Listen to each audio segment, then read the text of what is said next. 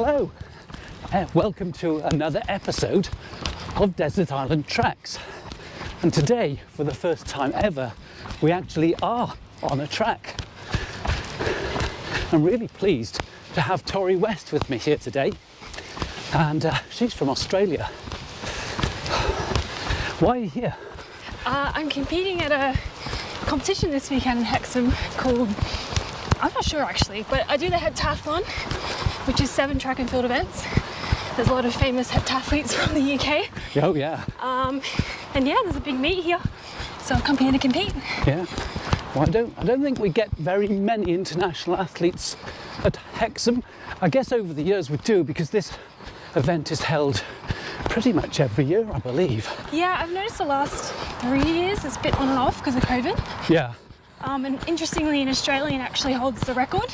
Okay, fantastic. Kylie Wheeler. Uh-huh. However, I think it's going to get broken this year. Good. There's a lot of good girls lining up. Oh, fantastic. So, Tori, you're from Townsville, aren't you, originally? Yeah. So that's in the north, well, quite a long way north in... Yeah. North of Brisbane, isn't it, in Queensland? It's about a 16-hour drive from Brisbane. Okay. It's in the tropics of Queensland or Australia. Okay, so crocodile territory then? Crocodiles, jellyfish, everything dangerous you could ever think of. All the beaches have big nets because you can't swim in the ocean there at particular times of the year. So I didn't realise how dangerous it was until I left there, but we all know about crocs and spiders and snakes and everything. So it's an industrial town, a lot of processing of metals and things like that, I've read. Yeah, there is. It's more military. It's got the second largest military base in Australia. Yeah. So my mum's in the military. Okay. Is that your family background then? Yeah, my mum's in the military. My dad's a roofer. Right, so, okay. Just moving on to your childhood, really. Townsville, it's not really known for athletics, is it? It's a rugby league town, primarily. Yeah. So why athletics for you? I actually lived on the same street as an athletics track. Right. When I was 3 turning 4. Okay. So that's when I started. I just walked down one day with my dad and seen a kid without a uniform, and I didn't have a uniform. And I was like, oh, I can do that as a 3-year-old. So Dad joined me up, and yeah, never looked back. I didn't always do athletics though.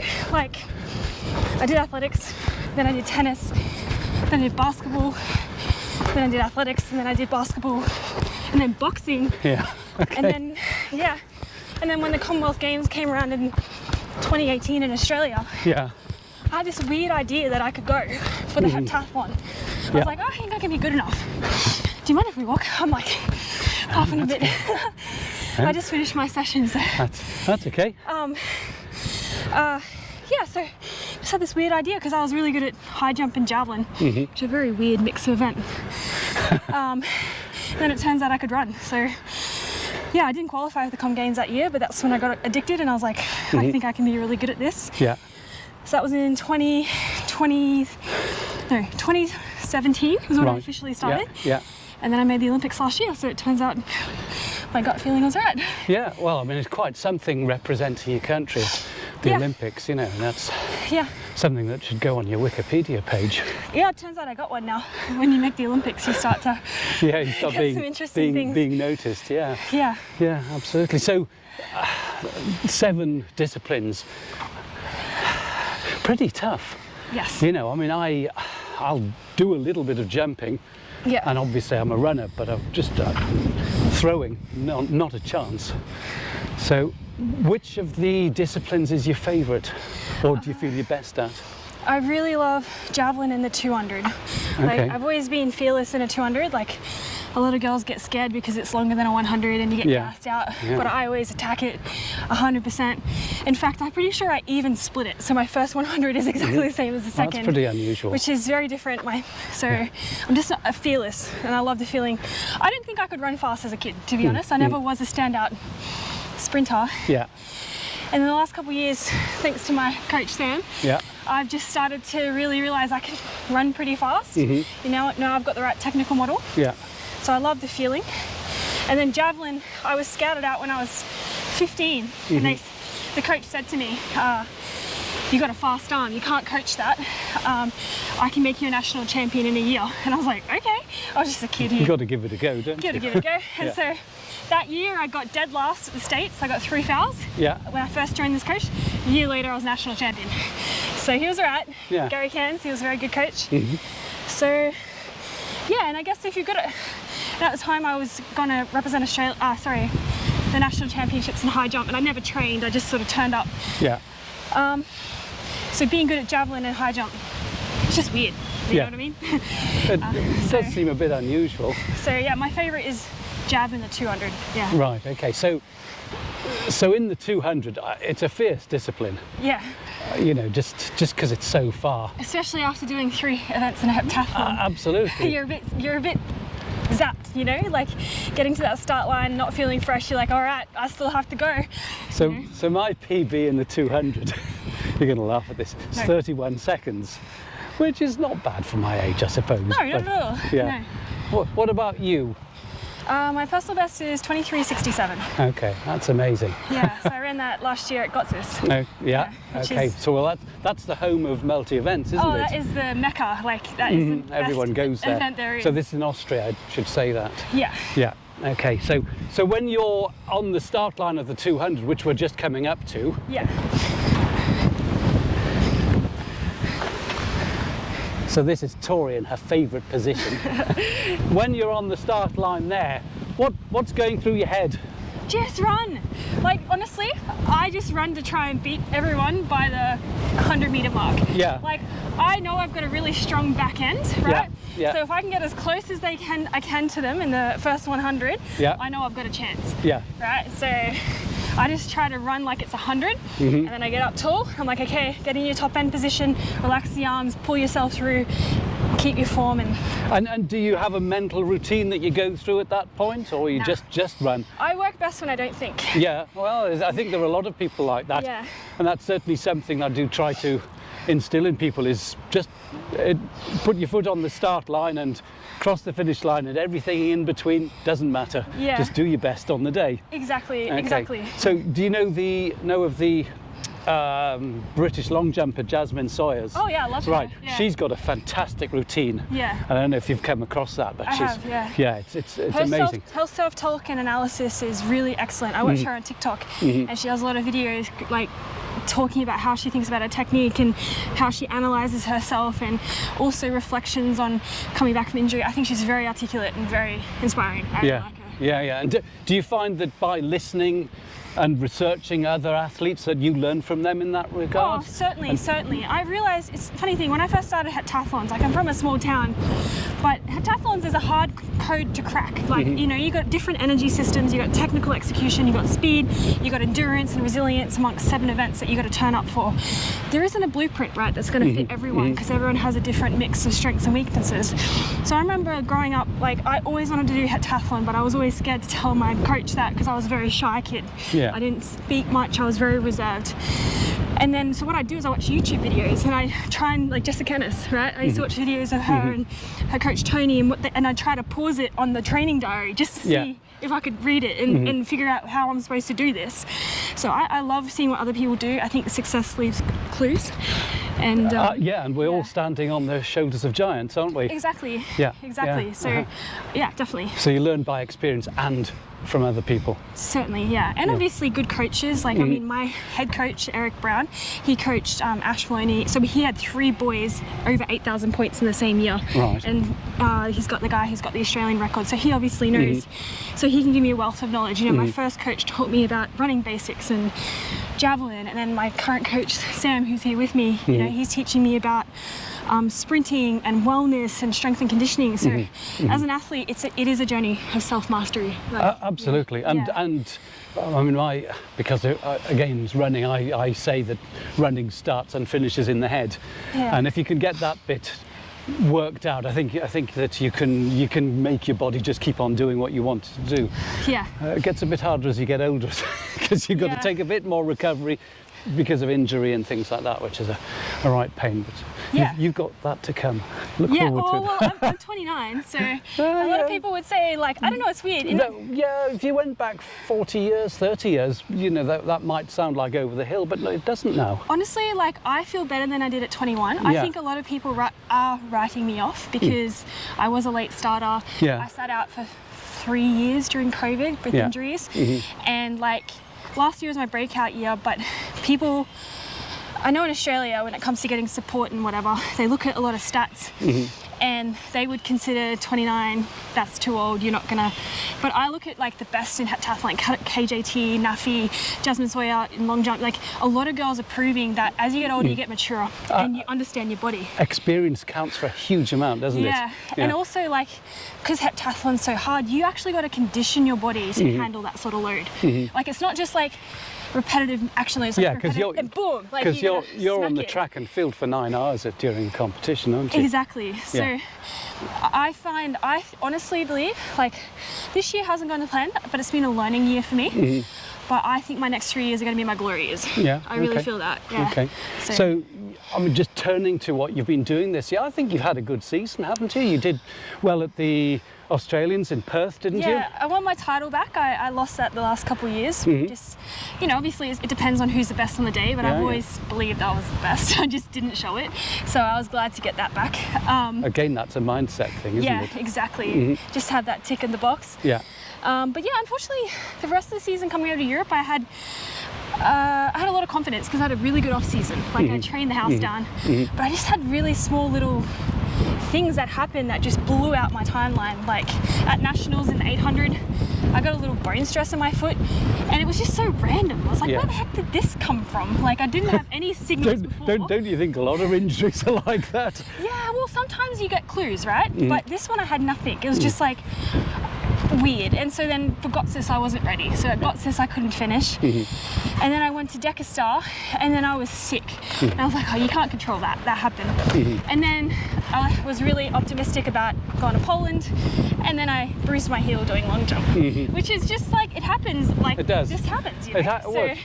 And injury happens to every athlete. Yeah. In one way or another. Yeah. And do you think part of your journey to success is being able to cope with that? Oh, definitely. I would say psychologically, not just physically. Yeah, or particularly psychologically. Certainly. I mean, for me, this season has been a lot of resilience building, I guess. Yeah, because I obviously came in with high expectations. Yeah. You know, if you do the work, you expect high things of yourself. Yeah. But it just hasn't fallen my way. So for me, it's been about reframing. So outside of athletics, I actually run a company, doing very, very well. Good. And so I sort of thought to myself, like, maybe this season won't work out the way it's supposed to, but I might not go to World Champs, but I can reinvest that energy into my company, into the stuff I'm doing. So maybe I sacrifice this season of athletics to build foundations for something beyond athletics that will carry me through my next 3 years of athletics. Yeah. Okay, so just going back to what you were talking about, your company, what is it that does and do? I got a software development company. So I build apps for athletes, actually, health and wellness companies. But more recently, I started building this app for athletes. It's like a digital training diary because I needed one. Anyways, I started posting on TikTok every day earlier this year and sort of amassed a following, and I was like, oh, maybe I'll share this app I've been building with people, and took off. I was like, so were you a coder or did I'm a coder, yeah. Right. Software developer, yeah. So I specialize in web applications. So I really like building what's called a progressive web app. So anything that avoids the app store, because as soon as you chuck stuff on the app store, they take 30% of your revenue. Yeah. And it's very too much friction. You know, I want to get out updates fast. I want to give people the best experience, and then the app store just want to slow everything down. I don't like that. So back to your athletics career. I mean, no AI is not going to replace human beings striving for a performance and to beat someone else. Yeah. So where do you go from here? For me? Where do you... Well, I wanted to go to the World Champs this year. I don't think it's realistic at this point, to be quite honest. But that's okay. I'm going to compete this weekend anyway. So to make the World Champs, I have to score 6,349 points and win this weekend as a baseline. Now, I would say that's not out of the realms of possibility. It's just I haven't had the evidence and training to suggest that's possible, right? So I'm not coming in with that pressure on myself. I'm like, all right, this is where I'm at. Enjoy the comp, hit some markers. Like I think my hurdles and my 8 are going to be good. So that's my goal. And also the heel bruise I got like 3 weeks ago is still a bit sore. So just have to be wise. So that's World Champs. I don't think it's realistic, but that's okay. do this weekend, I head back to Australia, and then back in my hometown in Townsville, there's another heptathlon the week after World Champs, and it's the most beautiful conditions. So honestly, like, Com Games is my big goal next year, like, I'll be honest. I want to try to win it. There's a lot of British girls who are good. KJT, if she's at her best, damn, she's going to be very hard to beat. But honestly, if I pull my events together, I know I'll be in the mix. So it's 12 months away, so that's my long plan. Just get ready for that. Also in Australia, we have 3 girls at 6,000 points, and they're a bit discretionary with how they... That's what you need when you lose it. Your hat is an international athlete to go and run after it for you. I'm going to have to put it on backwards. How's that? Perfect. Now I can't see. Now you look young and hip, you know? Oh, well, I've been young. I'm not sure I've ever been hip. Hey, right, so yeah, back to the competition. So in Australia, like, I don't know what it is, but athletics is a measurable sport. But for some reason, selections can be immeasurable. Like, they can be discretionary and subjective, right? So we got 3 girls that are at 6,000 points. I basically need to put a score on the table that says, I'm untouchable, select me for the Commonwealth Games, because I don't want to do our national championships next year. I want to come do an indoor season in Europe. So I've really got to put something on the table this year to set the foundation for next year. So my season won't end this weekend. I'll keep going, whether or not I do well or not. And then... Well, competition's part of training anyway, isn't it? 100%. Like, I started this event so late and I sat out for 3 years. I think I've done 15 heptathlons in the last 3 years, which is a lot. So I'm trying to build up my experience and ability to actually, you know. Because I never did it in juniors. I don't have what these girls have with all that. I think Sam's keen for you to stop now this side. No, he knows I'm cold. I'm from North Queensland, it's hot up there. Where I'm from, it's like winter is 25 degrees during the day and a bottom of 11. So this is what our winter feels like, but it's your summer. As this is a Desert Island Tracks episode, and I did warn you about the music. Can you give me one piece of music that inspires you, or that means something to you, or that is part of your routine? Well, interestingly, I don't train with music. I always go for my longer runs with nothing. I like to have a clear head. Me too. But certainly one song. I was thinking about this for a long time, and I haven't got one yet, but it will come to me. It depends on my feelings. But there's an artist, actually. There is one artist. There's a British artist. His name's Fred again, right? And he used to be a musical piano composer. But he also does like dance music and mixes stuff live. He's so talented. But he has this song called "Pull Me Out of This." And I really like it because in my personal life I've often been anxious. But, you know, everyone has their thing. And I feel the song talks about pulling me out of that, that state. Yeah, that makes sense. And so it's got like this, the song builds. So oftentimes if I'm feeling a bit anxious or like, you know, I want to forget something, I listen to it and it sort of feels like I'm I'm just reminding myself to come out of it. Just like gradually. So I'd say that song at the moment. No, that makes sense. That's good. Okay, so brilliant. We'll have a listen to that in a minute.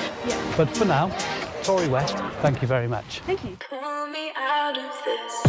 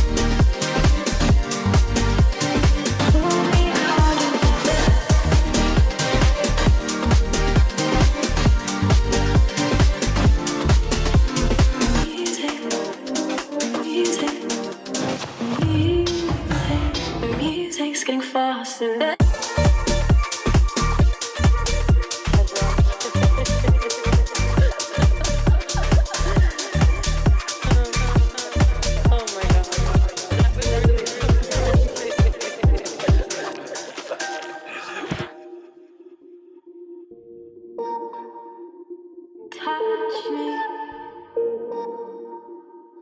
Oh my God. Talk to me. I knew we were gonna dance, but we danced so hard. Touch me. Holy shit. Talk to me.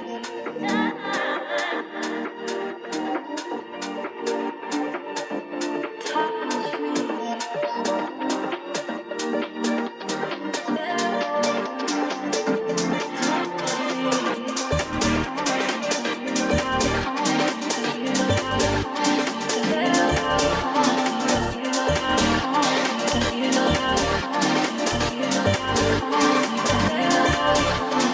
You know how to calm me down. You know how to calm me down. You know how to calm me down. You know how to calm me down. You know how to calm me down.